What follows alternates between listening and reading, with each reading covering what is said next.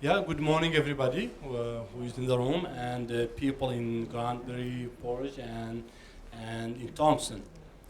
My name is Ibrahim Baba. I am a staff officer with Manitoba Teacher Society, and I am pleased to introduce the speakers and this session.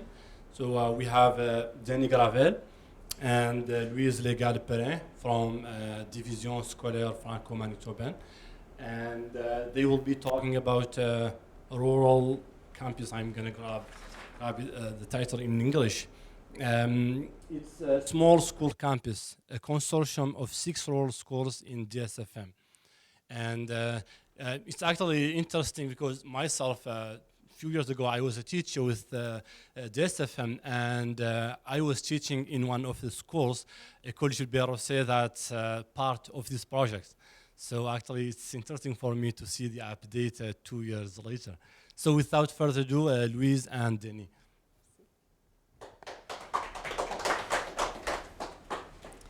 Merci et bonjour à tous. Effectivement, Brahim a expliqué qu'on est ici pour vous parler de ce qu'on appelle notre campus des petites écoles.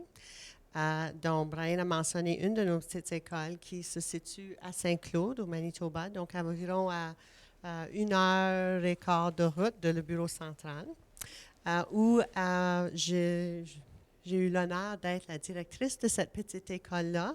Et à ce moment-là, effectivement, je travaillais avec le coordonnateur Denis Gravel, qui était coordonnateur en charge des petites écoles.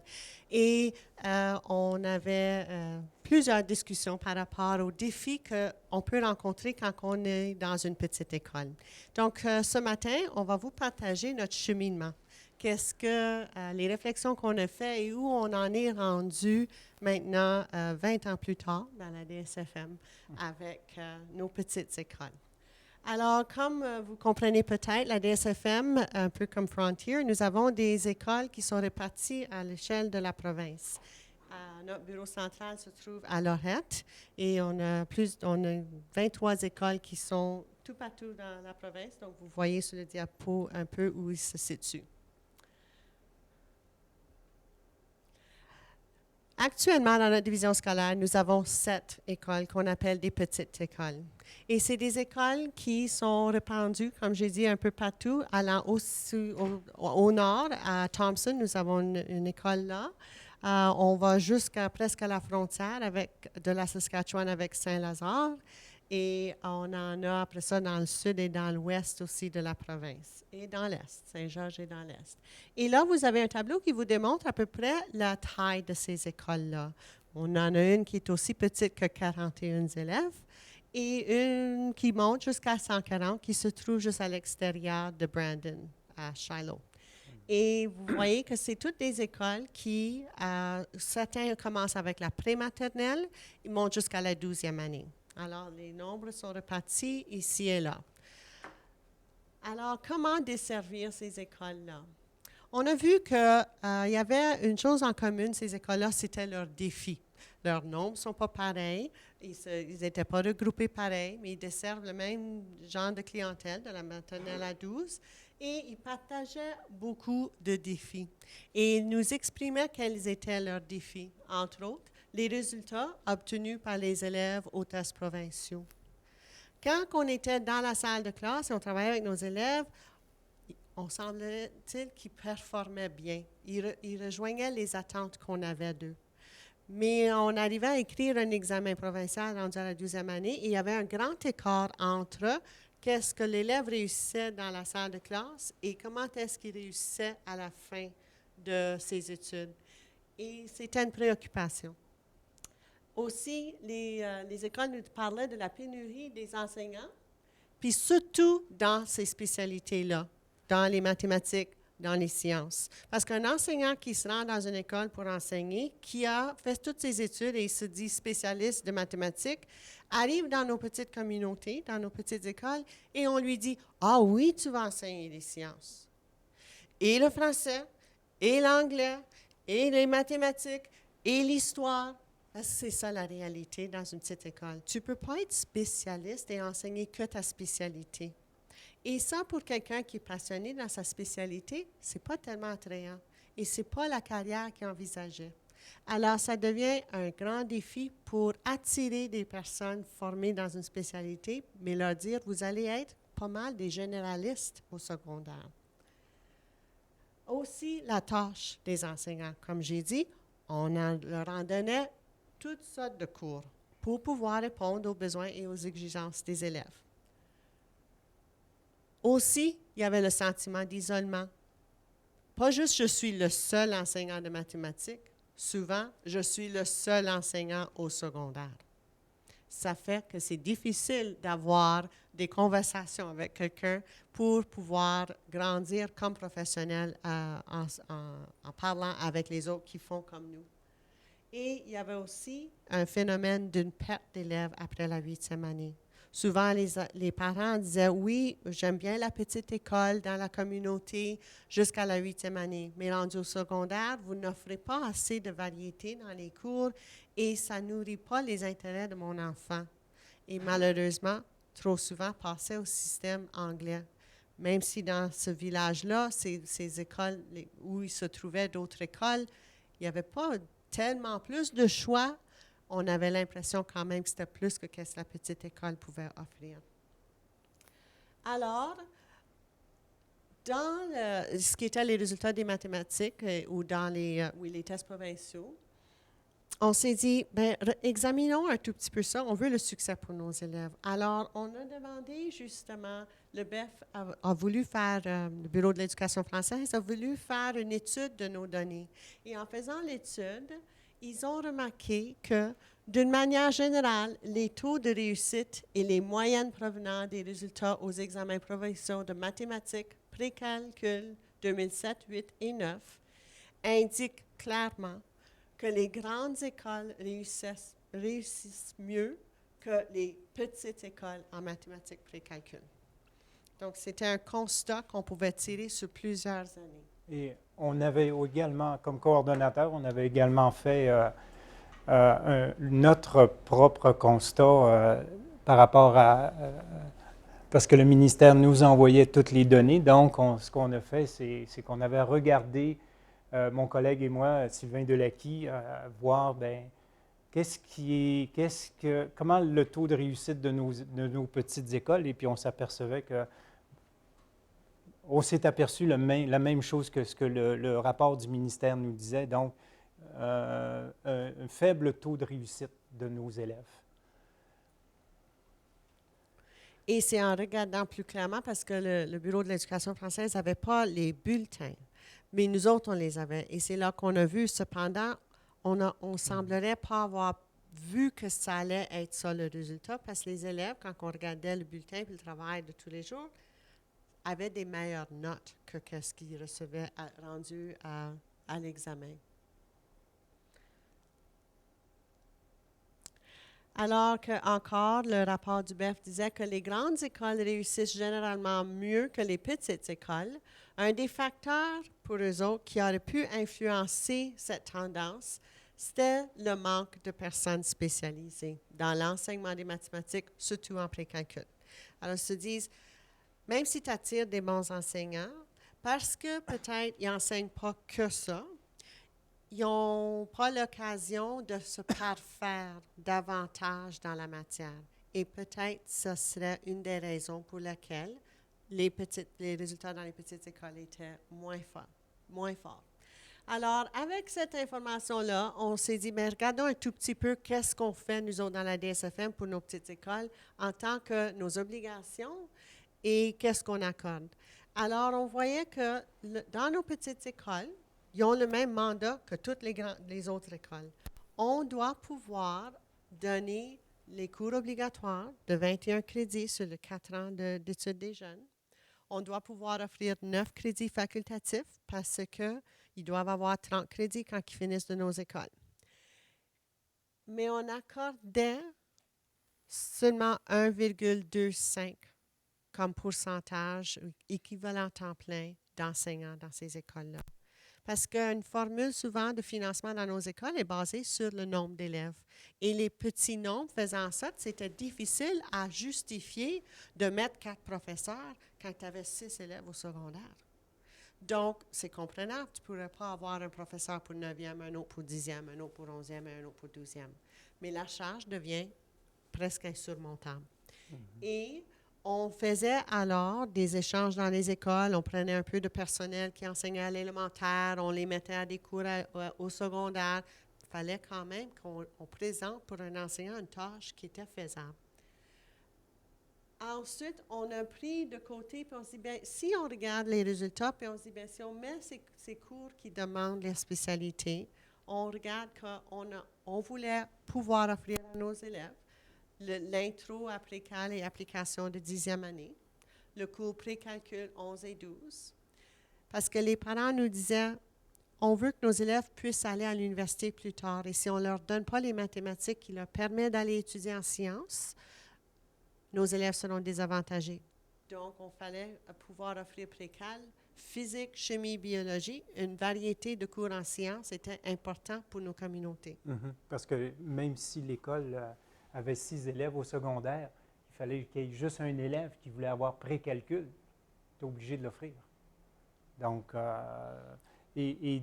quand on revenait en arrière dans nos données, bien, des fois, oui, l'élève était naturellement fort, donc un bon pourcentage, mais ensuite, on avait des fluctuations dans nos données parce que c'était un élève par-ci ou un élève ou quelques élèves, ou des fois, l'importance que les parents donnaient absolument à ce que leurs enfants suivent pré-calcul. Donc, des fois, on se ramassait avec une classe avec des écarts importants d'apprentissage. Parce qu'à un moment donné, même s'il y en avait un qui se voyait comme avoir besoin du pré-calcul, puis on ne peut pas donner les 3 mathématiques, il y avait des élèves qui, par défaut, se disaient, bien, OK, je vais m'essayer en pré-calcul. Ouais. Ou l'école donnait Que, pré-calcul c'est ça. à tous les élèves. Oui.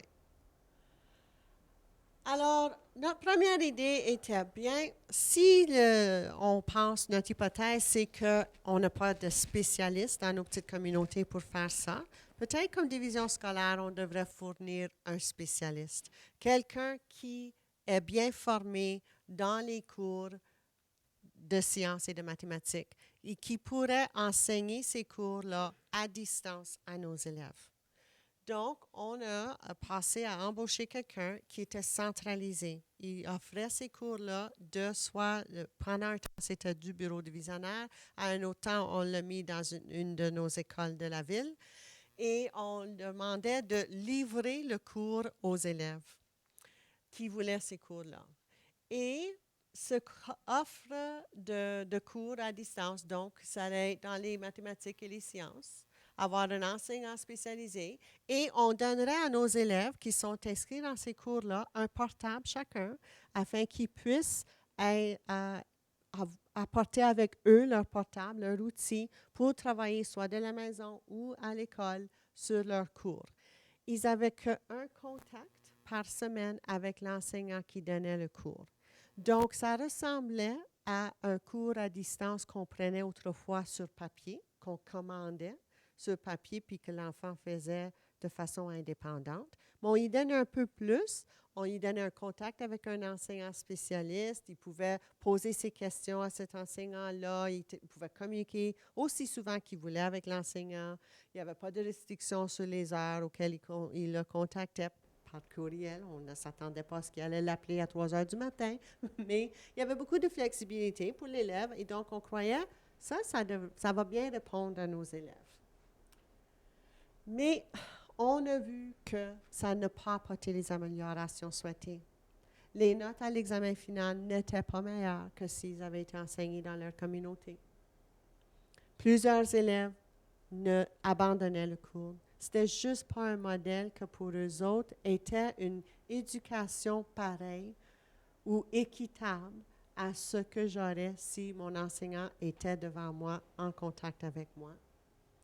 Les parents étaient frustrés, ils étaient insatisfaits, ils se plaignaient beaucoup parce qu'ils ne pouvaient pas appuyer leurs enfants, parce que rendus dans des cours comme ça, les parents ne se sentent pas non plus en mesure d'aider à leurs enfants à suivre ces cours-là.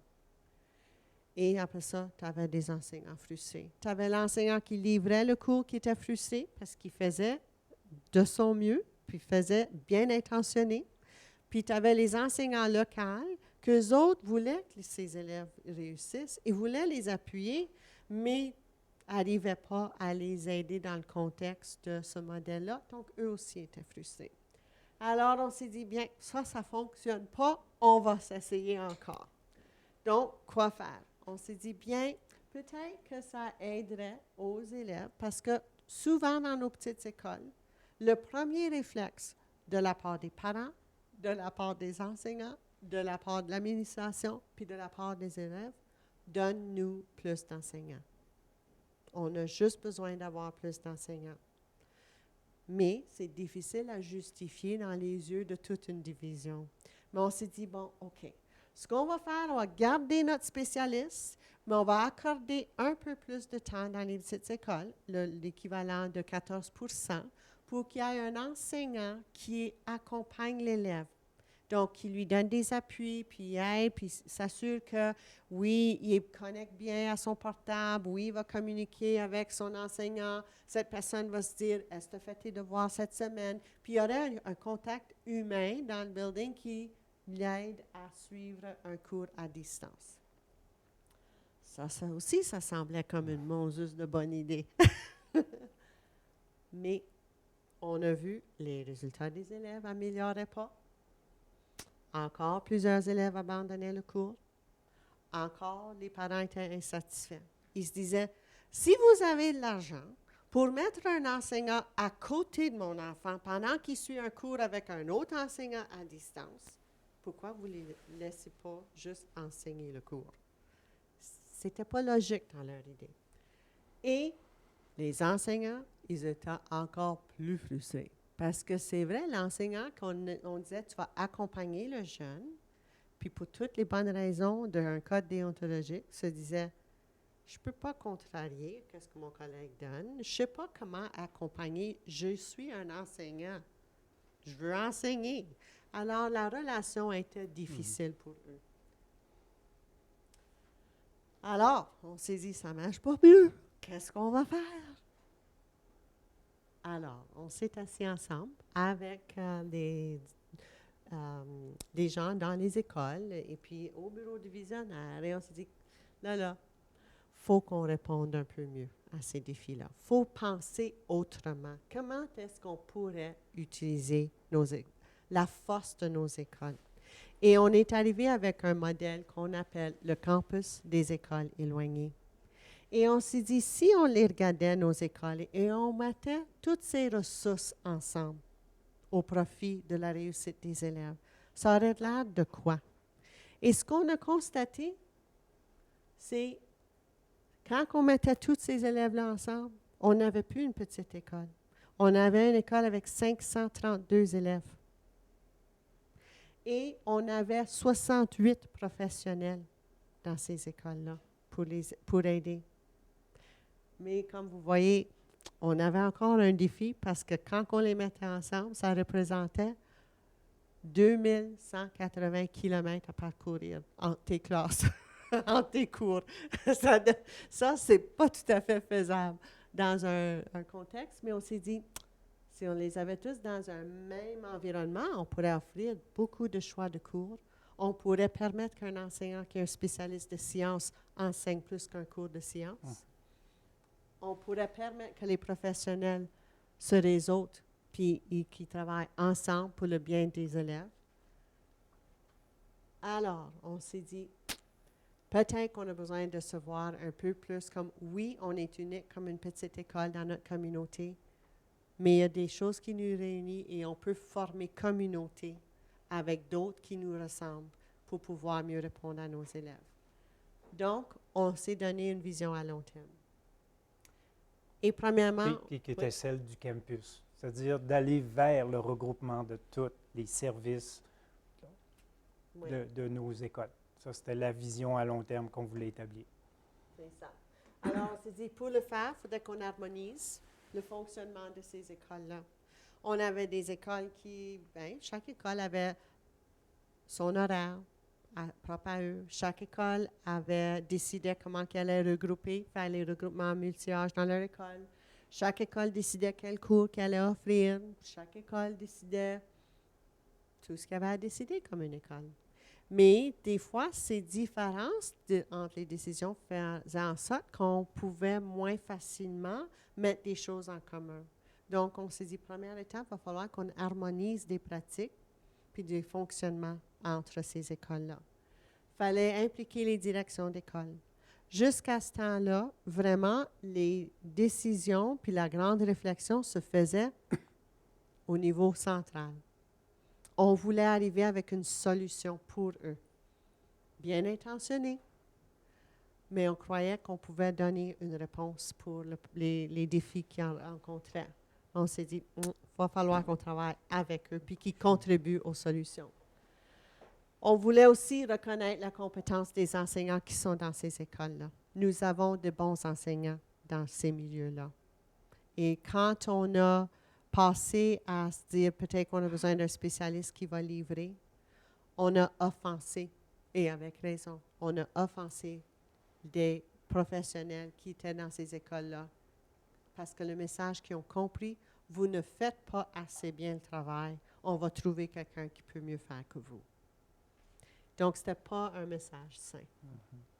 Et on voulait briser l'isolement. On voulait qu'ils se voient comme faire partie plus grand que leur petit village. Et ce morceau-là, c'est très fort chez les élèves, surtout rendus au secondaire. Ils veulent, c'est des êtres sociaux comme nous, puis à l'adolescence, c'est encore plus important. Et ce n'est pas aussi naturel qu'on pense. Les élèves utilisent les médias sociaux pour communiquer. Ils sont très habiles avec les machines qu'on met devant eux, mais pas comme un outil d'apprentissage. Puis face à ce livraison qu'on avait, c'était plus la même machine, ça, parce qu'elle n'avait pas ces mêmes fins. Alors, on s'est dit, bien, s'ils peuvent utiliser la technologie pour faire les médias sociaux, il faut qu'on trouve une façon qu'on construit le social qu'ils ont besoin d'avoir quand ils sont en apprentissage, parce qu'on sait aussi que l'interaction sociale nourrit les apprentissages. Donc, c'était vraiment les gros morceaux. Alors, on s'est dit, comment est-ce qu'on va le faire? On a commencé avec les directions d'école. Donc, Denis, il a mentionné Sylvain, un autre de nos collègues, moi-même, et les directions des petites écoles, on a commencé à se rencontrer régulièrement à distance, c'est-à-dire on faisait des rencontres Link ou Skype, et on s'est dit, il faudrait qu'on travaille un protocole où on va se mettre d'accord sur certaines choses. Et on a construit un document qu'on appelle le protocole, c'est un document formel qui dit comment on va fonctionner ensemble. Quel rôle allons-nous jouer? Comment est-ce qu'on va prendre des décisions et comment est-ce qu'on va partager la responsabilité pour la réussite de tous ces élèves dans ces 7 écoles-là? Alors, on a commencé... Oui, puis pour assurer l'engagement, on votait les décisions. Tout le monde autour de la table avait à voter. On était d'accord ou pas. Donc, tout ce qui a été mis dans ce document-là a été voté, donc entériné par chaque direction d'école. C'était des décisions. Et il y a eu beaucoup de réflexions dans cette partie-là.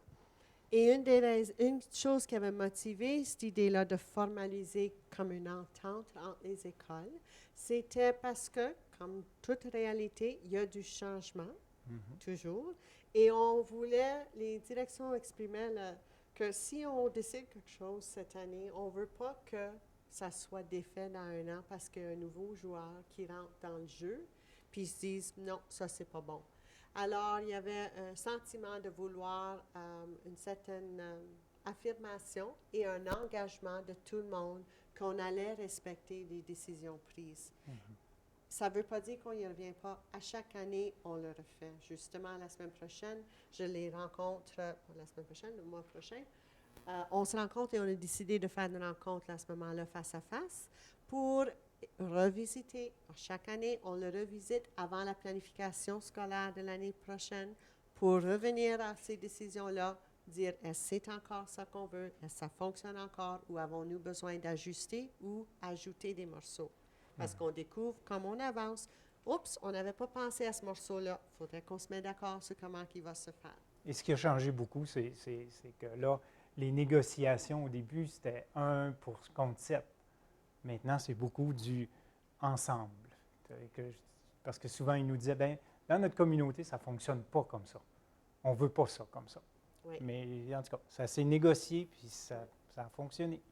Et maintenant, au lieu de dire, dans ma communauté, ça ne fonctionne pas comme ça, ils se disent, oui, ça a besoin de fonctionner comme ça pour nos élèves. Je vais amener ma communauté à comprendre.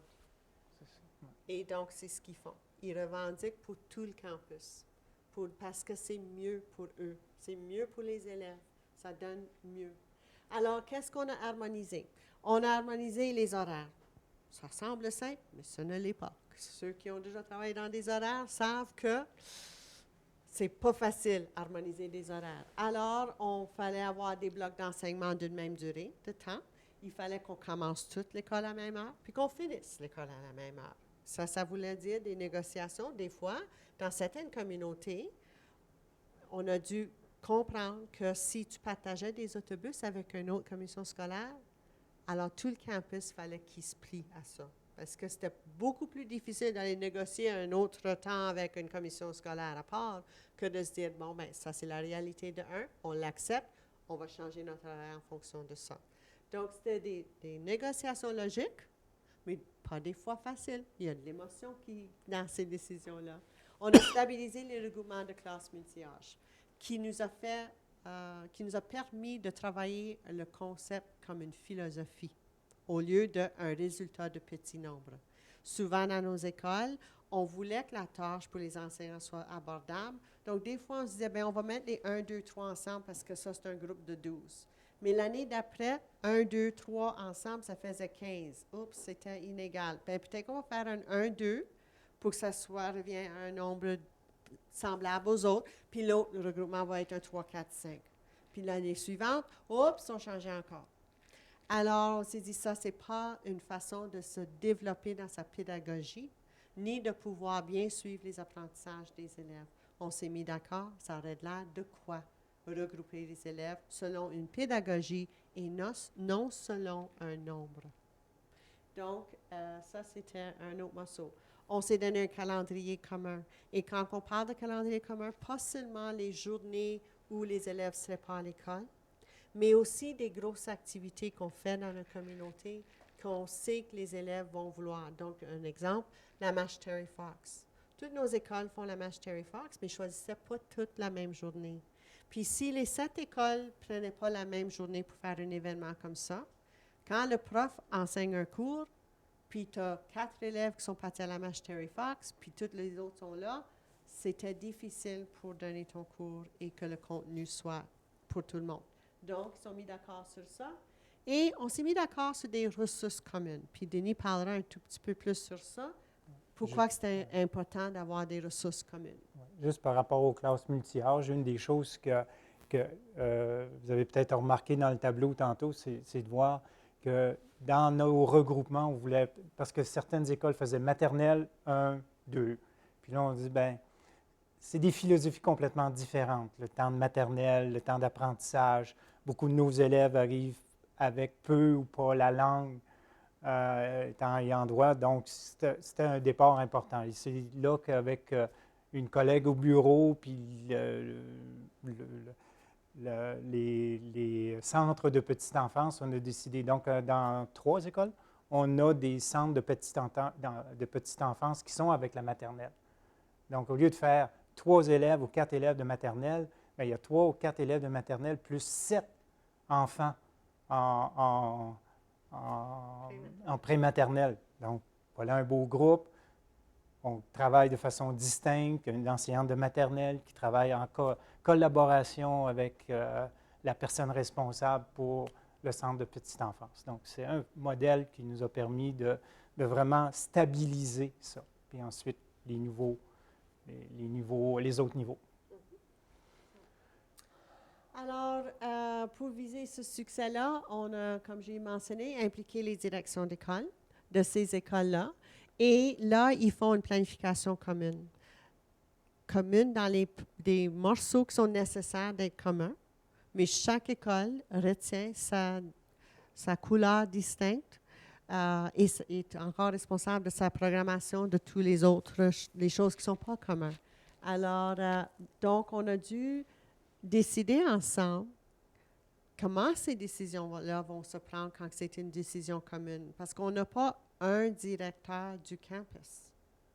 On a 7 directions d'école qui travaillent. Et, dans mon rôle comme directrice de programmation, je siège avec eux pour pouvoir aider des fois à trancher des choses, mais c'est à eux autres de décider comment ils vont le faire, comment ils vont assigner des tâches aux enseignants quand c'est un cours qui se donne en commun. Comment est-ce qu'on va faire la formation continue de nos enseignants dans le campus?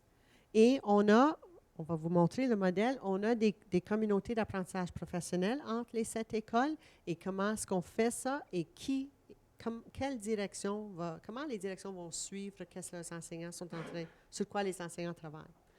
Alors, qu'est-ce qu'on a fait? On s'est dit, on va aller vers les cours, comme on a vu, les sciences, les mathématiques, où on veut des spécialistes. Et on va se dire, cependant, on a des spécialistes dans nos communautés. Puis les directions d'école nous ont aidés à se dire, oui, moi, j'ai un enseignant qui enseigne très bien, puis sa formation, c'est le précalcul. OK. Alors, cet enseignant-là a eu le cours précalcul. Un autre a dit, le mien, en biologie, il est fantastique, je fais des bonnes choses. OK, on va lui donner le cours de biologie. Et qu'est-ce qui arrive, c'est ces enseignants-là, ils ont une station d'enseignement qui permet qu'ils enseignent le cours de, disons, biologie aux élèves de son école et aux élèves dans les autres classes de le campus. Donc, biologie est enseignée tout de suite par un enseignant à Saint-Lazare. Quand cet enseignant-là donne son cours à Saint-Lazare, il a des élèves de Saint-Lazare, il a 2 ou 3 élèves de Gilbert-Rosset à Saint-Claude, il y a 4 élèves de Jour de Plaine à Laurier, il a un élève de Saint-Georges. Ils sont tous comme dans une salle de classe virtuelle. On a une caméra et l'enseignant fait son cours et ceux qui sont devant lui ou elle, et les autres. Alors, ils forment comme une classe. Et la différence dans ce modèle-là, c'est l'enseignant est toujours en contact. Chaque période qu'il y a le cours, elle est en contact avec les autres élèves. C'est un élément essentiel que les écoles nous ont dit. Si tu as un bloc dans ton horaire pour un cours, l'enseignant devrait être là avec les élèves. Alors ça, c'était la première chose qu'il fallait régler. Et les élèves ils ont un enseignant tous les jours dans leur cours de biologie ou de l'autre. Ensuite, on a développé cependant, oui, il y a la station de l'enseignant. Dans chacune des écoles, il y a une station où l'enseignant livre le cours. Mais il y a aussi une autre salle, puis ça n'a pas besoin d'être toute une salle de classe. Les écoles ont trouvé des solutions où on installe plus en permanence là où les élèves vont aller recevoir leurs cours. Et donc, cette station-là n'est pas compliquée. Ce n'est pas de la haute technologie, mais c'est de la technologie stable qui ne se débranche pas chaque fois qu'on donne le cours. Parce que ça, c'était un problème. Quand l'élève utilisait son portable pour recevoir le cours, « Oh, je ne l'ai pas branché. Oh, quand je le branche aujourd'hui, ça ne démarre pas comme ça devrait. Oh, l'Internet ne fonctionne pas bien parce que c'est sans fil. » Il y avait toutes sortes de choses. Le son n'était pas de qualité. Alors, on s'est dit, bon, on va les installer à un endroit. Il y a un tableau blanc, il y a un projecteur, il y a l'écran pour l'enseignant pour qu'elle, les autres, ils la voient. Puis il y a une caméra pour qu'elle voit ses élèves, toujours. Et puis, oui, ils ont leur portable, mais ce n'est pas à travers le portable que l'enseignement se fait. Il se fait à travers des autres systèmes. Puis leur portable, c'est comme leur carnet de notes à ce moment-là. Ils ne dépendent pas uniquement de leur portable pour avoir le cours.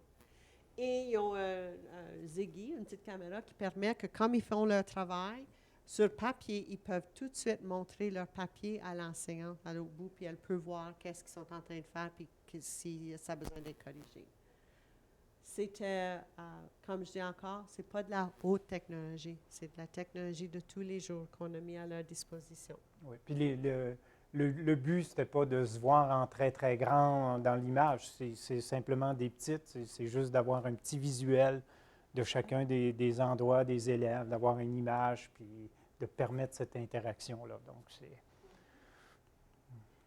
Donc, ça, c'est un horaire, ça a l'air de quoi? Et donc, quand on a, ensemble avec les directions d'école, à chaque année, on s'assoit et on détermine quand ça sera enseigné.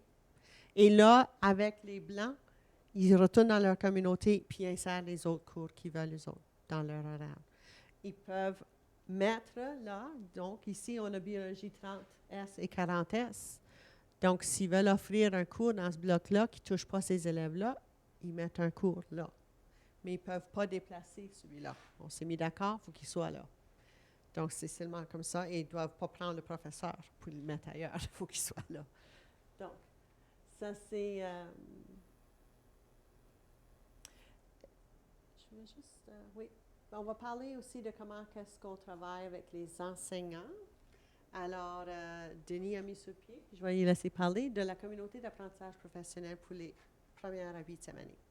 Étant donné qu'on travaillait avec les écoles de maternelle à 12e année, c'est certain que la première partie de tout ça, une urgence, était les cours à distance. Mais ce qu'on voulait voir dans cette vision-là, c'était d'aller bien plus loin que de dire, ben oui, ça, on prend place, on va mettre ça en place, un horaire, tout ça a pris place. Mais en parallèle, il y avait des morceaux qui se mettaient en place. Puis moi, le mien, quand je travaillais avec Louise, quand elle était à son école, je voyageais dans les petites écoles. C'est-à-dire, j'allais faire mes formations dans les petites écoles. Et un jour, ben, on s'est dit, ben, peut-être qu'après que j'ai mis 450 000 km sur mon véhicule, peut-être que je devrais changer d'optique et avoir une façon de fonctionner. Et c'était dans les années où on commençait à parler des communautés d'apprentissage professionnel.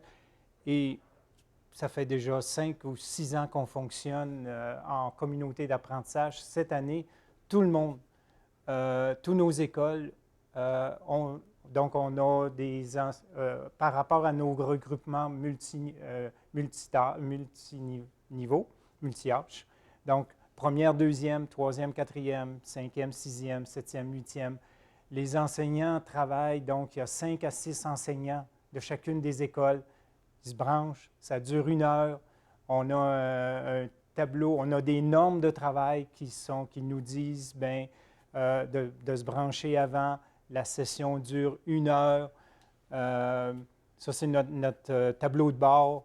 On regarde, on commence par faire l'analyse de nos données. Ensuite, on regarde tous nos élèves. Ce que le campus a amené, c'était vraiment de dire, même si dans une école, j'ai 3 élèves, non, on a tout ça comme élèves. Donc, l'idée de la base de travailler en communauté d'apprentissage, c'est de regarder tous les résultats de tous nos élèves. Donc, on travaille de cette façon-là. Donc, à tous les 2 semaines, de mon bureau, je suis en rencontre de communauté d'apprentissage tous les mercredis. À tous les 2 mercredis, je suis à mon bureau. Les enseignants se branchent. On a un groupe à 9 h, un groupe à 10 h 30, toute la journée comme ça. Les enseignants viennent pour 1 heure. On fait le déroulement, c'est-à-dire qu'on regarde, une fois que c'est parti, on regarde qu'est-ce qu'on a fait depuis la dernière fois. La même technologie qu'on a mis pour les élèves, la même chose, tout le monde se voit, tout le monde a ses petites caméras, parce que l'idée, c'est de rendre ça, c'est si on était en groupe de travail ici, on veut se montrer des papiers, donc la possibilité de montrer ce que l'élève a fait, la discussion qu'on amène, et en tout cas, c'est la richesse de ce qu'on a créé depuis ce temps-là. Nos enseignants, je pense qu'une des visées qu'on voulait voir, c'était de briser justement cet isolement-là. Je crois qu'on l'a vraiment réussi à travers nos communautés d'apprentissage. Et pour les écoles, quand on fait nos rencontres comme ça, une après l'autre, ils peuvent prendre une suppléante dans toute l'école et elle prend la classe de la première enseignante pendant qu'elle est en conférence pour son heure, elle passe à une autre classe pour libérer l'autre. Alors, c'est beaucoup moins lourd sur les écoles comme temps de suppléance que de se dire, bien, on va ramener tous ces enseignants-là pour des journées de développement professionnel ensemble. Puis là, tu tu as besoin de plus de temps de suppléance et de voyage. C'est épuisant pour nos enseignants. Alors, ce modèle ici semble bien fonctionner tellement que, en début de cette année, avec un grand nombre d'enseignants, on n'a pas pu intégrer tout le monde immédiatement dans la première CAP de l'année. Et par Noël, j'avais des directions à la table, parce que moi, je rencontre les directions en 2 semaines aussi pour faire une rencontre comme ça. Et ils me disaient, moi, j'ai des enseignants là, qui disent, nous autres aussi, on veut être à la table. Alors, trouver une façon de les mettre. Alors, on a créé des plages pour pouvoir s'assurer que tous les enseignants qui veulent peuvent. Et ce qu'on a vu, c'est que tous les enseignants veulent. Alors, ça On nourrit. commence ces CAP-là dès le mois d'octobre jusqu'au mois de mai. À tous les 2 semaines, on est en rencontre, c'est la discussion entre les enseignants. Là, on fait des CAP actuellement sur la lecture, l'apprentissage de la lecture en jeune enfance, ce que ça a de l'air au cycle intermédiaire. Alors, on a remarqué que même si c'était peut-être l'inquiétude du secondaire qui a commencé la réflexion, qu'on a voulu que ça soit vu comme un campus pour toute l'école et toutes les écoles. Donc, ça grandit bien. Puis là, c'est justement une image qui montre qu'un enseignant dans son école est en train de montrer à distance à tout le monde dans son groupe qu'est-ce qu'elle a fait. Donc, ils peuvent se partager. Ça fait en soi une formation pour les enseignants. Comme ils participent, ils apprennent à utiliser la technologie. Ils apprennent par la suite, pouvoir aider l'élève qui est dans le cours lui-même à distance, comment utiliser ces technologies-là. Donc, ça nourrit de 2 bords. Et un défi qu'on avait également, c'était la rétention des enseignants. On en perdait beaucoup. Fait que là, ça permet d'assurer à tous les ans, de prendre des nouveaux puis de les emmener vers où on s'en va. Et quelques fois par année, on réunit les élèves et les enseignants en personne pour briser cet isolement-là et leur donner des occasions de se connaître. On fait un camp en début d'année pour les élèves du secondaire et leurs enseignants. Alors, ils passent 3 jours ensemble, ils apprennent à se connaître. L'enseignant sait qui sont ces autres élèves dans l'autre école. Et ces élèves-là, cette année, nous ont dit, ça, on aime ça, être et voir nos amis. Est-ce qu'on peut, à un moment donné, voir qu'on va avoir une graduation ensemble pour le campus? Là, ils commencent à avoir des liens forts quand on dit, je veux célébrer avec tous ces élèves-là, pas juste de mon école, mais de mon campus. Alors, on voit des retombées. Très grandes retombées. Puis dans ces camps-là, ce ne sont pas juste les élèves qui suivent des cours, ce sont tous les élèves. L'autre chose, c'est qu'on sait que dans les sciences, les laboratoires, c'est important. Donc, on fait des laboratoires en présence aussi. On déplace les élèves dans une des écoles, puis ils font une pleine journée de laboratoire, 2 ou 3 fois par année. Alors, on arrive, je pense, à rejoindre les objectifs qu'on s'est donnés. On a encore du chemin à faire. On a un élément essentiel, c'est le soutien technologique. On a une personne qui travaille d'arrière-plan. Si dans une école, quelqu'un ne s'est pas connecté, ce n'est pas l'enseignant de classe qui dit « Où est mon élève de jour de pleine? » Elle le dit à la personne, elle va, elle, faire le travail. Alors, on a toujours quelqu'un en arrière-plan et cette personne documente les rencontres des professionnels, écrit tout ça et met les rapports à tous les participants pour faciliter cette tâche pour eux. Sans ça, je ne pense pas qu'on y arriverait. Ça, c'est un élément clé dans un modèle d'enseignement comme ça. Alors, je ne sais pas si on a le temps. Ça, c'est des images. As-tu le temps de jouer la petite vidéo? Oui. On a capté un peu de petits morceaux de ces rencontres-là. Alors, pour ceux qui sont... ça jouera, puis on va peut-être se faire déconnecter pendant que ça joue pour ceux qui sont à distance. Donc, si c'est le cas, je vous dis tout de suite pendant qu'on installe la vidéo, merci beaucoup d'avoir participé, puis j'espère que ces informations vous sont utiles. Et sentez-vous libre de nous contacter si vous avez des questions.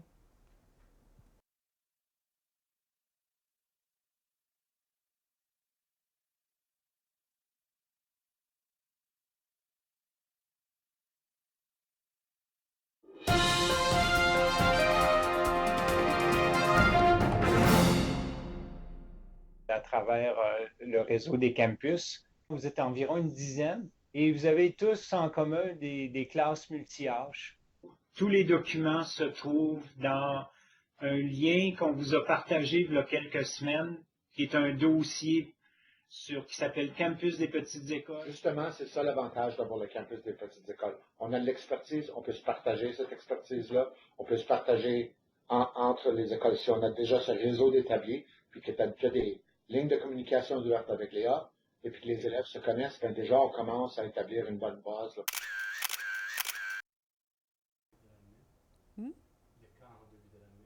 Oui, on a un camp pour les secondaires en début d'année. On a aussi un camp pour intermédiaires. Alors, les élèves de l'intermédiaire à un moment donné. Puis comme ça, ils commencent ces liens à se connaître entre écoles avant de se retrouver dans des cours au secondaire. Oui, parce qu'une des choses qui avait été demandée, peut-être, c'était d'offrir un cours, disons, en 7-8 pour que les jeunes commencent à s'habituer. Mais c'est pas le cours qui est important, c'était de créer des liens entre les jeunes. Puis notre collègue qui s'occupe des camps nous dit toujours, quand les jeunes des petites écoles arrivent, là, qu'importe dans n'importe quel événement, ils se connaissent. Ils s'en vont se voir tous. Il dit, c'est incroyable. Il dit, je ne vois pas ça dans aucune autre école parce que, évidemment, une école plus grande, ils se connaissent entre eux. Tandis que nos jeunes des petites écoles, ils arrivent, n'importe quel événement. Hey, salut, comment ça va? Puis ils se voient, ils se connaissent, puis on a créé vraiment une communauté. On arrive à cette communauté-là. Ouais.